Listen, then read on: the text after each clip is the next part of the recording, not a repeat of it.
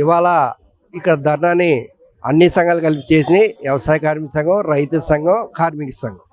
ప్రధాన ఉద్దేశం ఏంటంటే రాష్ట్ర వ్యాప్తంగా 12వ తారీఖు కలెక్టరేట్లో ధర్నా చేయాలని నిర్ణయించాం. ఆ రైతు సంఘాల సమన్వయ సమితి కార్యక్రమంలో భాగంగా ఈ కార్యక్రమం నిర్వహించాం. అప్పలరాజు మీద పీడీ యాక్ట్ పెడతాం దుర్మార్గం. అప్పలరాజు సెంటు భూములు లేనోడు. రైతుల పక్షాన, వ్యవసాయ కార్మికుల పక్షాన, చేపరుతుల పక్షాన పోరాడాడు. అందరికీ భూములు కావాలని, పేదలకి భూములు చెందాలని ఫైట్ చేశాడు. అలాంటి కేసులు ఎన్నో ఉండొచ్చు, కానీ అవన్నీ కూడా పోలీసు వాళ్ళు ఆధారాలు లేవని కొట్టేశారు. కాబట్టి పీడీ యాక్ట్ పెడతాం మాత్రం దుర్మార్గం. కావాలని చంద్రబాబు నాయుడు, టీడీపీ ప్రభుత్వం, సామ్రాజ్యవాదులు, బడా కార్పొరేట్ కంపెనీలు ఎవరో భూములు కట్టబెట్టినా వాళ్ళు ఇదే కట్టి పట్టిద్దని అప్పరాజుని మోడల్గా చూపించాడు. కాబట్టి రాబోయే రోజుల్లో మేమందరం కూడా కార్పొరేట్లు ఎదురుగా పనిచేస్తే ఇలా కేసులు పెడతామని అప్పరాజుని మోడల్గా చూపించాడు. కాబట్టి మరీ పెద్ద ఎత్తున ఉద్యమం చేస్తామని, రైతుల పక్షాన, కార్మికుల పక్షాన పోరాడతామని ఈ సందర్భంగా తెలియజేస్తాం. ఈ రోజున అప్పలరాజు అనే రైతు నాయకుడి పైన పీడీ యాక్ట్ని ఓపెన్ చేయడం జరిగింది. చాలా ఇది దారుణం. ఎందుకంటే భూసేకరణ చట్టం 2013 ప్రకారం ఏదైనా ప్రభుత్వం భూమి తీసుకోవాలంటే ముందు ప్రజాభిప్రాయ సేకరణ అనేది అవసరం.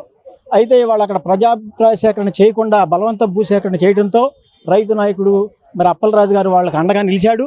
అదే ఆయన మరి శాపంగా మారిందా ఇవాళ అని మేము అడుగుతా ఉన్నాం. ఇవాళ చట్టాలు ఉన్నాయి, చట్టాలని మరి తెచ్చుకోవడం కోసం, అమలు చేయడం కోసం కూడా పోరాటాలు చేయాల్సిన పరిస్థితి వస్తూ ఉంది. ఈ ప్రభుత్వం వచ్చిన తర్వాత ప్రతి చోట కూడా మరి భూముల్ని మరి అవసరమే, అభివృద్ధికి అవసరమే, కాకపోతే చట్టం ప్రకారం అక్కడ మరి ప్రజల యొక్క అభిప్రాయం సేకరణ చేయాలని చెప్పేసి 13లో చట్టం ఉన్నప్పుడు ఆ చట్టాన్ని పక్కన పెట్టి వీళ్ళు బలవంత భూసేకరణ చేస్తూ ఉన్నారు. అదే వాళ్ళకి అండగా ఉన్న రైతులకి లేకపోతే మత్స్య కార్మికులకి అండగా ఉన్న వారి పైన పీడీ యాక్ట్ అంటే అదేంటి, అది ఒక గంజాయో లేకపోతే సగ్నర్లకు, దొంగలకు, మరి అవినీతి పరుల మీద పెట్టాల్సిన కేసుల్ని ప్రజా ఉద్యమాలను అణచివేయడానికి పెట్టడం ఇది అన్యాయం. ఈ ప్రభుత్వం ఒకసారి ఆలోచించాలి. ఈ మధ్య మరి లోకేష్ గారు అంటా ఉన్నారు, మేము అభివృద్ధి కోసం మరి భూములు ఇస్తున్నాం, 99 పైసలకి ఇస్తే తప్పేంటి అంటున్నారు. తప్పే అది.